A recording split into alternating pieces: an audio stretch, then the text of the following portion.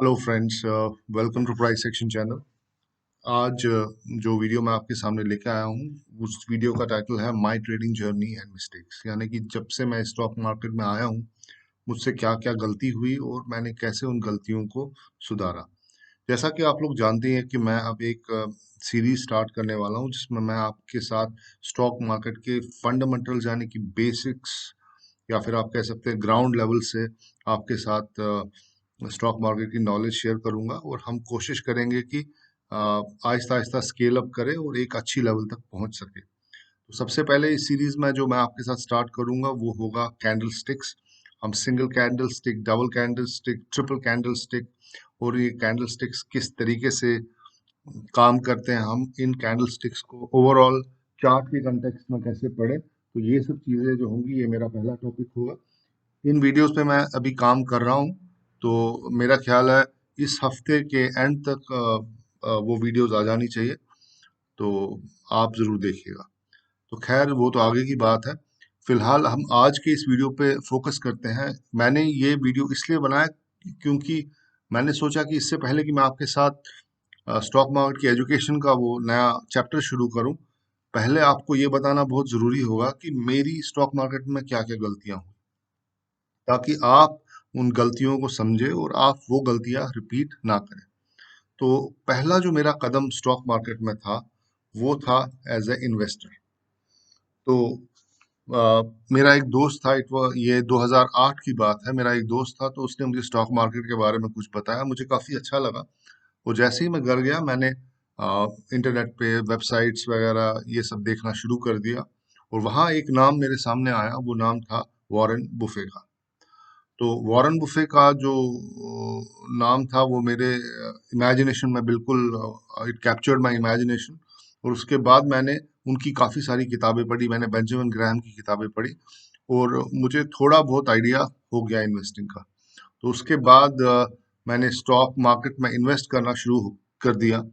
और तो मैं स्टॉक्स खरीदता था, उनको होल्ड करता था, 1 साल, 1.5 साल, 2 साल तक उनको होल्ड करता था, बाद में जो भी है बेच देता था। इस दौरान मेरा होल्डिंग टाइम करीब करीब 4 महीने से लेके 1 1.5 साल तक था। तो यानी कि मैं किसी भी स्टॉक को 4 महीने से लेके 1 सवा साल तक, 2 साल तक होल्ड करता था। तो जहां तक रिटर्न्स की बात थी तो I was doing well in this. कुछ स्टॉक्स नहीं चले लेकिन जो चले वो काफी अच्छा चले।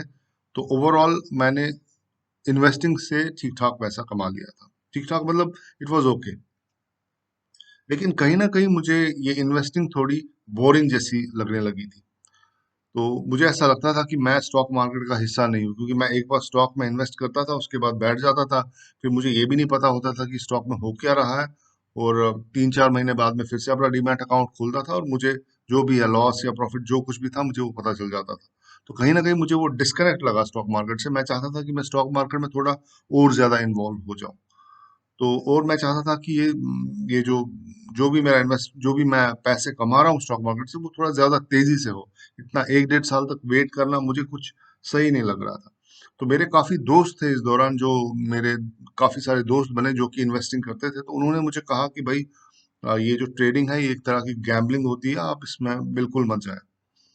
लेकिन मैंने अपना माइंड मेकअप कर लिया था कि मैं अब इन्वेस्टिंग तो खैर चालू रखूंगा, लेकिन कहीं ना कहीं मैं अब ट्रेडिंग में भी अपना जो भी है हाथ आजमाना चाहता था। तो उसके बाद मैंने I switched on to trading. और जब मैं ट्रेडिंग में चला गया मुझे ये नहीं पता था कि स्विंग ट्रेडिंग क्या होता है, पोजिशनल ट्रेडिंग क्या होता है और कैसे टेक्निकल एनालिसिस को हम स्विंग या पोजिशनल में इंटीग्रेट कर सकते हैं। तो मेरे जहन में सिर्फ एक ही चीज थी कि बस ट्रेडिंग का मतलब होता है कि सिर्फ इंट्राडे ट्रेडिंग। तो मैंने straight away intraday trading I switched on to that. So I became intraday trader straight away and I was driving a Ferrari, जबकि मुझे एक मारुति ड्राइव करनी चाहिए थी। इंट्राडे ट्रेडिंग को आप एक फिरारी के साथ कंपेयर कर सकते हैं। तो आप अगर आपने पहले स्विंग ट्रेडिंग में अपना हाथ नहीं जमाया है, अगर आपने पहले पोजिशनल ट्रेडिंग में अपना हाथ नहीं जमाया और अगर आप डायरेक्ट इंट्राडे ट्रेडिंग में जा रहे हैं जहां पर आपको लोअर टाइम फ्रेम्स देखने पड़ते हैं, 15 मिनट के, 5 मिनट के या 1 घंटे के टाइम फ्रेम्स देखने पड़ते हैं, जो कि बहुत ही ज्यादा रैंडम होते हैं और बिल्कुल अनरिलायबल होते हैं। तो वहां पर जब मैं चला गया तो it was a very tough time for me. लेकिन मुझे ऐसा लगा कि ट्रेडिंग काफी आसान है। अब ये इसके पीछे ये लॉजिक था कि आ, अब अगर आप एक सिक्का उछालते हैं, उस सिक्के में सिर्फ दो ही चीजें आ सकती है, या तो हेड आ सकता है या फिर टेल्स आ सकता है। उसी तरीके से ट्रेडिंग में भी जब आप कोई ट्रेड डालते हैं तो आपके जीतने के चांसेस 50% होते हैं, क्योंकि या तो आप हार सकते हो या आप जीत सकते हो, और आपके जीतने के चांसेस 50% होते हैं। तो मेरे जहन में यही था कि भाई I have 50% chances of winning here, तो मैं कुछ ना कुछ करके तो कमा ही लूंगा। और मुझे ऐसा लग रहा था कि ये जो अगली ट्रेड मैं ले रहा हूँ, ये ट्रेड मुझे करोड़पति बना देगी। तो इस तरीके का एटीट्यूड मेरा था ट्रेडिंग के लिए। लेकिन इधर आपको एक चीज बताना चाहूंगा कि ये जो एक इल्यूजन है हमारे दिमाग में कि भाई ट्रेडिंग बहुत ही आसान है, ये इसी 50% प्रोबेबिलिटी की वजह से है। अगर सपोज करें मैं आपसे ये कहूं कि भाई एक कारपेंटर है जो कि एक बड़ा सिंपल सा जॉब है, उतना कोई एजुकेशन नहीं चाहिए कारपेंटर बनने के लिए। लेकिन अगर एक कारपेंटर एक घर की खिड़कियां दरवाजे बनाता है और मैं आपको बोलूं आप जाके बनाना शुरू कर दो, या मैं खुद चला जाऊं और मैं वो खिड़कियां दरवाजे बनाना शुरू कर दूं, तो क्या प्रोबेबिलिटी होगी कि मैं वो खिड़कियां दरवाजे बना पाऊंगा? प्रोबेबिलिटी तो 0% है। तो मैं कभी सोचूंगा भी नहीं कि मैं कारपेंटर बनूंगा। लेकिन एज ए ट्रेडर, एक ट्रेडर बनना बहुत आसान होता है। उसमें आपकी प्रोबेबिलिटी जो है सक्सीड होने की वो 50% है, जबकि एज ए कारपेंटर या एज ए मेसन आपकी प्रोबेबिलिटी कामयाब होने की इज 0%। लेकिन as a trader all you have to do is go and open account. आपको एक अकाउंट खोलना है और उसके बाद आप ट्रेडिंग करना शुरू कर दें। तो इट इज़ वेरी इजी, और यही चीज़ मेरे दिमाग में थी कि ये बहुत ही आसान चीज़ है। और लेकिन उसका रिजल्ट जो था वो बहुत ही खराब आया। तो ये था मेरा सेकेंड स्टेज। उसके बाद मैं थर्ड स्टेज पे चला गया, जब ग्रीड ओवरटुक मी कंप्लीटली। मेरे पास कोई प्लान नहीं था, मुझे ऐसा लग रहा था कि लक ही एक स्किल है। लक एक स्किल है, मुझे लगता था कि मैं जल्दी लकी हो जाऊंगा। तो उसके बाद क्या हुआ कि मैंने अपना स्टेक इंक्रीज करना शुरू किया। अगर मुझे लॉसेस होती थी तो नेक्स्ट ट्रेड में मैं डबल अपना स्टेक कर देता था। और उसके बाद कुछ ट्रेड्स मेरी कामयाब हो जाती थी, और जो मेरी ट्रेड्स फेल हो जाती थी वो मेरा सारा प्रॉफिट लेके चली जाती थी, और मेरा जो प्रिंसिपल अमाउंट था वो भी लेके चली जाती थी। तो मार्केट ने मुझे अपना असली चेहरा दिखा दिया। मेरी एक्सपेक्टेशन जो थी वो बड़ी रॉन्ग थी मार्केट से। मैं हमेशा मार्केट को ही ब्लेम करता था, और मैं कभी अपनी जो लॉसेस मेरी थी उसकी रिस्पॉन्सिबिलिटी मैंने कभी नहीं ली। I always use to blame market कि भाई ये तो मार्केट ही खराब है, ये तो आज मार्केट गिर गया, वो हो गया, ये हो गया। लेकिन मैं कभी ये जानने की कोशिश नहीं करता था कि मैं क्या गलतियां कर रहा हूँ। इसी दौरान मैंने एफएनओ में ट्रेडिंग करना शुरू कर दिया। अ, मुझे याद है उन दिनों मैं नाइट शिफ्ट में काम करता था, और जब मैं सुबह 6 बजे घर आता था तो मैं उसके बाद सीधे टर्मिनल पे बैठ जाता था, और बगैर सोए मैं दिन के 2-3 बजे तक ट्रेडिंग करता था। तो उससे मेरी जो हेल्थ थी उसमें भी बड़ा नेगेटिव इम्पैक्ट आया। मैंने ऑप्शन सेलिंग शुरू की, मैं फ्यूचर्स में ट्रेड करने लगा। मुझे कोई अंदाजा नहीं था कि पोजीशन साइजिंग क्या होती है, रिस्क रिवॉर्ड क्या होता है। वो ग्रीड जो था उसने मुझे पूरी तरह से अपने चुंगल में फंसा दिया था। I was completely engulfed in the grid.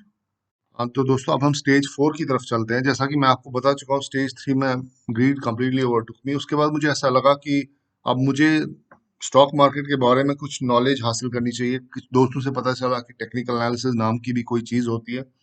तो मैंने कुछ किताबें खरीदी और मैंने वो पढ़ना शुरू कर दिया। जैसे ही वो किताबें मैंने पढ़ी तो उसके बाद मुझे ऐसा लगा कि मेरे में एक कंट्रोल आ गया है। अब मैं बड़े आराम से पैसा कमा सकता हूँ। मैंने करीब करीब 7-8 किताबें पढ़ ली, और टेक्निकल एनालिसिस की काफ़ी अच्छी ठीक सी नॉलेज अब मुझे हो गई थी, और मुझे अब ऐसा लग रहा था कि कंट्रोल आ गया है। लेकिन ये 6-7 किताबें पढ़ने के बाद मैंने इचुमुकु, प्राइस एक्शन, इलियट वेव्स, और भी बहुत सारी चीज़ें, आरएसआई, मैकडी, ये सब चीज़ें मैं सीख गया था। लेकिन कहीं ना कहीं मुझे लग रहा था कि मुझे और पढ़ना चाहिए। तो मैं एक ब्लैक होल में चला गया, black hole of being analyst. तो मैंने इतनी ज्यादा किताबें पढ़ ली, इतनी ज्यादा किताबें पढ़ ली कि, और इतनी ज्यादा चीजों के बारे में मुझे पता चल गया कि मैं कंफ्यूज हो गया कि अब मैं जब चार्ट खोलता था तो मुझे ये समझ नहीं आता था कि मैं चार्ट अगर खोल रहा हूँ तो इसको मैं किस तरीके से एनालाइज करूँ। क्या मैं इसको इलियट वेव्स के तरीके से एनालाइज करूँ, क्या मैं इसको आरएसआई से एनालाइज करूँ, क्या मैं इसको मैकडी से एनालाइज करूँ, या फिर मैं इसको प्राइस एक्शन से एनालाइज करूँ, या फिर मैं इसको हार्मोनिक से एनालाइज करूँ। तो मुझे कंफ्यूजन जो था वो बढ़ने लगा और पैसा अभी भी नहीं आ रहा था। तो मैंने अपने चार्ट्स को डेकोरेट करना शुरू कर दिया इंडिकेटर्स से। मैं 5-5, 8-8 इंडिकेटर लगाता था, स्टोकेस्टिक्स, आरएसआई, मूविंग एवरेज, जो मिलता था मैं वो लगा देता था उसके अंदर। तो लेकिन पैसा अभी भी नहीं आ रहा था। तो मैं एक ब्लैक होल में चला गया था। उसके बाद मैंने कुछ किताबें पढ़ी, जो कि मेरा स्टेज, जहाँ से मेरा स्टेज 5 शुरू हो गया। मैंने जानने की कोशिश की ट्रेड मैनेजमेंट के बारे में, मनी मैनेजमेंट के बारे में, रिस्क मैनेजमेंट के बारे में और ट्रेडिंग साइकोलॉजी के बारे में। इन सब चीज़ों में से सबसे इम्पोर्टेंट जो चीज़ थी वो था ट्रेडिंग साइकोलॉजी। ट्रेडिंग साइकोलॉजी, अगर मैं आपको नटशल में बोलूं, ट्रेडिंग साइकोलॉजी का मतलब ये है कि आप हमेशा जीत नहीं सकते। यहाँ पर 100% विन पॉसिबल नहीं है। जो भी इंसान स्टॉक मार्केट में ये सोच के आए कि मैं 100% टाइम्स पैसा कमा के निकलूंगा, तो आई एम सॉरी टू से वो पॉसिबल नहीं है, वो बिल्कुल भी पॉसिबल नहीं है। यहाँ पर ट्रेडिंग साइकोलॉजी ने मुझे ये बताया कि भाई आपको रिजल्ट पे फोकस नहीं करना है, आपको फोकस प्रोसेस पे करना है। जब आपकी प्रोसेस सही होगी, रिजल्ट आपका खुद ब खुद सही आ जाएगा। अब इमेजिन कीजिए, विराट कोहली एक मैच खेल रहे हैं और वो एक स्कोर को चेज कर रहे हैं, 300 350 रन का स्कोर है। अब उनके जहन में क्या होगा, उससे उनके दिमाग में क्या चल रहा होगा? क्या वो ये सोचेंगे कि रिजल्ट पॉजिटिव आएगा या नेगेटिव आएगा, इस पे फोकस करेंगे, या फिर वो इस पे फोकस करेंगे कि मैं अगली बॉल को अच्छे से खेलूं? तो जाहिर सी बात है वो यही सोचेंगे कि मेरी जो नेक्स्ट बॉल है, मुझे उसको 100% देना है। और जब मैं अपनी नेक्स्ट बॉल जो मेरी तरफ आ रही है उसको 100% दूंगा, तो टारगेट खुद ब खुद अचीव हो जाएगा। तो हमें प्रोसेस पे ध्यान देना होता है, ना कि रिजल्ट पे। अगर आप रिजल्ट पे ध्यान देंगे तो आप जिंदगी में कभी कोई चीज अचीव नहीं कर पाएंगे। आपका जो फोकस होना चाहिए वो प्रोसेस पे होना चाहिए, और यही चीज मुझे ट्रेडिंग साइकोलॉजी ने सिखा दी। और एक इम्पॉर्टेंट चीज मुझे ट्रेडिंग साइकोलॉजी ने ये भी बता दी कि भाई कोई भी ट्रेड अगर मैं ले रहा हूँ, उस ट्रेड का जो आउटकम होता है वो एक रैंडम आउटकम हो सकता है। वो ट्रेड फेल भी हो सकती है या फिर वो ट्रेड पास भी हो सकती है। लेकिन अगर मैं ब्लॉक ऑफ ट्रेड्स लूँ, सपोज कीजिए मैंने 10 15 20 25 ट्रेड्स लिए, तो वहां पर जो मेरी नॉलेज है, जो मैंने नॉलेज हासिल की है किताबों से, वो मेरी एक एज बन जाती है, और वो एज प्ले आउट करेगी। और 10 20 ट्रेड्स में से डेफिनेटली 10 या 12 ट्रेड्स या 15 ट्रेड्स मेरी सही हो ही जाएंगी। और तो इसीलिए हमें कभी भी एक या दो ट्रेड के बेसिस पे अपने आप को जज नहीं करना चाहिए, हमें एक ब्लॉक ऑफ ट्रेड्स लेनी चाहिए। और जब आपने अच्छे से पढ़ाई की होगी, टेक्निकल एनालिसिस अच्छे से समझा होगा, तो उन 20 ट्रेड्स में डेफिनेटली आपकी जो मेहनत है वो दिखेगी, और आप डेफिनेटली पैसा कमाकर जरूर निकलेंगे। तो इधर एक और चीज आपको कहना चाहूंगा, जो मेरा स्टेज 4 में जो मैंने इतनी किताबें पढ़ी, मैंने इतनी किताबें क्यों पढ़ी? मुझे लगता था कि आ, जितना ज्यादा मैं नॉलेज हासिल करूंगा, उतना ज्यादा मेरी प्रोबेबिलिटी जो है वो पैसा कमाने की बढ़ जाएगी। लेकिन ये आपको बताऊंगा कि आप कितनी भी किताबें पढ़ ले, आप कितना भी टेक्निकल एनालिसिस सीख ले, आपकी प्रोबेबिलिटी जो है किसी भी ट्रेड की पास होने की 70% से ज्यादा नहीं हो सकती। आप कितना भी टेक्निकल एनालिसिस सीख लें, मैक्सिमम जो पॉसिबिलिटी जो है आपके ट्रेड के पास होने की, वो 70 to 75% है। उसके ऊपर कोई भी ट्रेड नहीं जा सकती। तो ये चीज मुझे ट्रेडिंग साइकोलॉजी ने सिखा दी कि भाई अब मुझे फोकस जो करना है, वो मेरा फोकस ट्रेड मैनेजमेंट पे होना चाहिए, मनी मैनेजमेंट पे होना चाहिए और रिस्क मैनेजमेंट पे होना चाहिए। जो ये न्यूबीज होते हैं उन्हें लगता है कि स्टॉक मार्केट जो है वो वो बड़े आराम से प्रेडिक्ट किया जा सकता है। लेकिन ऐसा बिल्कुल गलत है। स्टॉक मार्केट को कोई प्रेडिक्ट नहीं कर सकता। ये जो चार्ट्स आपके सामने खुलते हैं, ये चार्ट्स सिर्फ आपका रिस्क डिफाइन करने में आपको हेल्प करते हैं। ये आपका प्राइस को प्रिडिक्ट नहीं कर सकते आप इन चार्ट से। तो कोई भी टेक्निकल एनालिसिस जो है, ये एक टूल है जिससे आप सिर्फ एनालाइज कर सकते हैं, प्रिडिक्ट नहीं कर सकते। स्टॉक मार्केट एक साइंस नहीं है। ये किताबें पढ़ के आप कोई साइंस नहीं जान गए हैं कि अब आप 100% कामयाब हो ही जाएंगे। स्टॉक मार्केट में ट्रेडिंग करना इट्स आर्ट। और ये आर्ट जो है, ये आप में आहिस्ता आहिस्ता आता है जैसे जैसे आप एक्सपीरियंस हो जाते हैं। तो इसको एज अ साइंस लेना और ये सोचना कि भाई अब मैंने किताबें पढ़ ली तो अब मेरी जो प्रोबेबिलिटी होगी वो पैसा कमाने की 100% होगी, तो वो पॉसिबल नहीं है।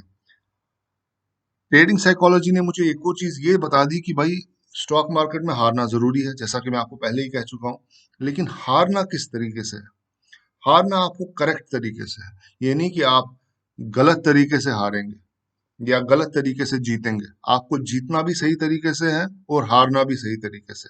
जब आप अपनी ट्रेड एग्जीक्यूट करते हैं, आपने एनालिसिस किया, आपने ट्रेड एग्जीक्यूट की, उसके बाद आपके हाथ में कुछ नहीं है। उससे पहले आपके हाथ में सिर्फ एक चीज थी, वो था रिस्क। तो आपका जो फोकस है वो पूरा रिस्क पे होना चाहिए, ना कि भाई ट्रेड डालने से पहले ही आप ये सोचें कि भाई ये ट्रेड मुझे करोड़पति बना देगी। वो बिल्कुल सोच जो है वो गलत है। तो आपका जो पहला फोकस होना चाहिए वो रिस्क पे होना चाहिए। और अगर आप स्टॉक मार्केट में पैसा कमाते हैं तो आपको सही तरीके से कमाना है, आपको गलत तरीके से पैसा नहीं कमाना। गलत तरीके से पैसा कमाना मतलब ये हुआ कि आपने एक ट्रेड डाली, आपको ये भी नहीं पता कि इस स्टॉक में क्या हो रहा है, क्या न्यूज़ है, या टेक्निकली ये कैसा बिहेव कर रहा है, और आपने ट्रेड डाल दी और आपने पैसा कमा लिया। तो इस तरीके से पैसा कमाना गलत तरीके से पैसा कमाना होता है। तो अगर आप इस तरीके से पैसा कमाएंगे, यकीन मानिए एक टाइम ऐसा आएगा जब आप अपना पूरा अकाउंट वाइट वॉश कर लेंगे। तो अगर आपको पैसा कमाना है तो आपको इसको सही तरीके से कमाना है। Even if you have to lose money, you have to lose it properly. तो आपको पैसा कमाना भी सही तरीके से है और पैसा गंवाना भी सही तरीके से है। This is what trading psychology taught me. इसके अलावा अ, अ, ये तो था खैर मेरा स्टेज 5। उसके बाद स्टेज 6, अब मैं किस तरीके से ट्रेड करता हूँ। तो दोस्तों ये जैसा कि आप लोग जानते हैं, मेरे चार्ट्स एकदम सिंपल होते हैं। मेरे चार्ट्स में कोई इंडिकेटर नहीं होता। मैं सिर्फ और सिर्फ एनालाइज करता हूँ प्राइस को, एक सिंपल तरीके से एनालाइज करता हूँ। बेसिक सपोर्ट और बेसिक रेजिस्टेंस जो है, मैं वो समझने की कोशिश करता हूँ। और उसके बाद मैं मल्टी टाइम फ्रेम एनालिसिस करता हूँ। मल्टी टाइम फ्रेम एनालिसिस से मुझे इस स्टॉक का जो है वो करेक्टर पता चल जाता है कि इसका करेक्टर कैसा है। उसके बाद मैं कैंडलस्टिक्स देखता हूँ, और कैंडलस्टिक से मुझे उस स्टॉक में कितना मोमेंटम है वो पता चल जाता है। जैसा कि आप लोग जानते हैं, मैं सिर्फ स्मॉल कैप्स और ज़्यादातर मिड कैप्स में ही ट्रेड करता हूँ। हाँ, लेकिन मैं लार्ज कैप्स भी मेरे चार्ट्स जो होते हैं, मेरे रिकमेंडेशंस होती है, लेकिन personally I only trade in small caps और मिड कैप्स। उसकी वजह यह है कि स्मॉल और मिड कैप्स में जो अपसाइड होता है वो काफ़ी ज़्यादा होता है। बिकॉज क्योंकि वो लो फ्लोट स्टॉक्स होते हैं तो उसमें अपसाइड काफ़ी ज़्यादा होता है। So that's why only trade in them. तो दोस्तों, अब ये जो मेरी ट्रेडिंग जर्नी है, इसमें की टेक अवेज क्या है? इसमें की टेक अवेज क्या है? एक नए लोगों को क्या चीजें करनी चाहिए जो मैंने की, जो उनको नहीं करनी चाहिए थी, जो जो उनको नहीं करनी चाहिए। तो सबसे पहला तो मैं आपसे ये कहूंगा कि आप इंट्राडे ट्रेडिंग से दूर रहें। अगर आप अभी अभी स्टॉक मार्केट में आए हैं तो इंट्राडे ट्रेडिंग को खैराबाद कर दे, बिल्कुल टाटा बाय बाय कर दे। इंट्राडे ट्रेडिंग का मतलब रैंडमनेस है। आपको 5 मिनट के चार्ट पे काम करना पड़ेगा, 15 मिनट के चार्ट पे काम करना पड़ेगा, 1 घंटे के चार्ट पे काम करना पड़ेगा, जहां पर बहुत ज्यादा रैंडमनेस है। और रैंडमनेस का मतलब ये है कि वहां जो पैटर्न्स बन रहे हैं, सपोज अगर आपको 15 मिनट या 1 घंटे के चार्ट पे अगर आपको एक ट्रायंगल पैटर्न दिख जाए, तो एक ट्रायंगल किस तरीके से बिहेव करता है डेली चार्ट पे या वीकली चार्ट पे, it is completely different from what it does in the lower time frames. एक लोअर टाइम फ्रेम में ट्रायंगल के बनने का कोई मतलब नहीं है। एक लोअर टाइम फ्रेम में एक वेज के बनने का कोई मतलब नहीं है, हेड एंड शोल्डर के बनने का कोई मतलब नहीं है, क्योंकि ये प्रेडिक्टेबल नहीं होते। ये पैटर्न जो बनते हैं लोअर टाइम फ्रेम पे, ये प्रेडिक्टेबल नहीं होते। इस वजह से लोअर टाइम फ्रेम में काम करना बहुत ही ज्यादा मुश्किल है। जैसा कि मैं कह चुका हूं कि लोअर टाइम टाइम फ्रेम में इंट्राडे में काम करना is just like driving a फिरारी। तो आप जब नए आए हैं स्टॉक मार्केट में, तो आपको फिरारी नहीं चलानी, आपको मारुति चलानी है। जब आपका हाथ पूरी तरह से बैठ जाए उसके ऊपर, जब आप 2-3 साल तक कामयाब हो जाए उसमें, उसके बाद आपको इंट्राडे ट्रेडिंग में जा सकते हैं। मैं इंट्राडे ट्रेडिंग के बिल्कुल खिलाफ नहीं हूँ, लेकिन इंट्राडे ट्रेडिंग में आपको एक सबकॉन्शियस लेवल थिंकिंग चाहिए। सबकॉन्शियस लेवल थिंकिंग का मतलब ये है कि भाई आपको सोचना नहीं है कि आपको आपका नेक्स्ट स्टेप क्या होना चाहिए। इसको मैं इस तरीके से समझा सकता हूँ कि मैं जब पहले पहले ड्राइविंग सीखने जाता था, तो it used to be very exhausting for me, क्योंकि वहाँ वो जो ट्रेनर था वो मुझे सिखाता था कि कैसे ड्राइव करना है एंड ऑल दैट। डेली 1 घंटे की क्लास होती थी, तो मैं बड़ा परेशान हो जाता था। लेकिन फिर बाद में जब मैंने ड्राइविंग सीखी, अब तो ऐसा है कि मैं ड्राइविंग बड़े आराम से करता हूँ, फोन पे भी बातें करता हूँ, और अगर कोई मेरे साथ बैठा हुआ उससे भी बातें कर रहा होता हूँ, या कभी अगर परेशान होऊंगा तब भी गाड़ी चलाता हूँ। मुझे कभी कभी तो पता ही नहीं होता मैं कैसे चलाता हूँ, क्योंकि गाड़ी चलाना मेरे सबकॉन्शियस लेवल थिंकिंग हो गई है। मुझे सोचना नहीं पड़ता गाड़ी चलाने के वक्त। बिल्कुल उसी तरीके से जब आप स्विंग ट्रेडिंग में आपका हाथ बैठ जाएगा और जब आपकी जो सोच होगी वो सबकॉन्शियस लेवल थिंकिंग हो जाएगी, यानी कि आपको ये नहीं सोचना पड़ेगा कि भाई बेरिश एनगल्फिंग हुई तो क्या करूं, बुलिश एनगल्फिंग हुई तो क्या करूं, पिन बार दिखा तो क्या करूं। जब आपको ये सब चीजें सोचनी नहीं पड़ेंगी तब आप एक अच्छे इंट्राडे ट्रेडर बन सकते हैं। अब ये इंट्राडे ट्रेडिंग जो है ये सिर्फ या तो चैनल्स प्रमोट करती है, या तो ब्रोकर्स प्रमोट करते हैं, या फिर गुरुज प्रमोट करते हैं। चैनल्स इसलिए प्रमोट करते हैं क्योंकि लोगों को इंट्राडे ट्रेडिंग बहुत पसंद है, उनको लगता है कि भाई एक ही दिन 9 करोड़पति बन जाएंगे। ब्रोकर्स इसलिए इंट्राडे ट्रेडिंग को प्रमोट करते हैं क्योंकि उनका कमीशन बनता है। और जो गुरु हैं वो गुरुज इसलिए इंट्राडे ट्रेडिंग को प्रमोट करते हैं क्योंकि उनको लगता है कि वो अपने कोर्स को बेच सकते हैं। लेकिन मैं आपसे ये रिक्वेस्ट करता हूँ कि इंट्राडे ट्रेडिंग से दूर रहे, एफएनओ से दूर रहे, ऑप्शन से दूर रहे, और सिर्फ कैश में ट्रेड करें। और पहले अपने आप को स्विंग ट्रेडिंग में मास्टर बनाए, टेक्निकल एनालिसिस समझे, उसके बाद आप इंट्राडे ट्रेडिंग में 1 2 या 3 साल के बाद चले जाएं। यहाँ मैं आपको ये बताना चाहूंगा कि दुनिया में बहुत सारे बिलियनर्स आपको मिल जाएंगे जो इन्वेस्टिंग करते हैं, बहुत सारे बिलियनर्स आपको मिल जाएंगे जो स्विंग ट्रेडिंग करते हैं, लेकिन बहुत ही कम बिलियनर्स आपको ऐसे मिलेंगे जो इंट्राडे करके बिलियनर बने हैं। तो इंट्राडे में पैसा कमाना इतना आसान नहीं है। तो दोस्तों ये थी मेरी ट्रेडिंग जर्नी। आई होप आपको मेरी ट्रेडिंग जर्नी से कुछ लेसन्स मिलेंगे। तो थैंक यू वेरी मच, आपने अपना कीमती टाइम मेरे साथ बिताया। Until next time, goodbye and good luck.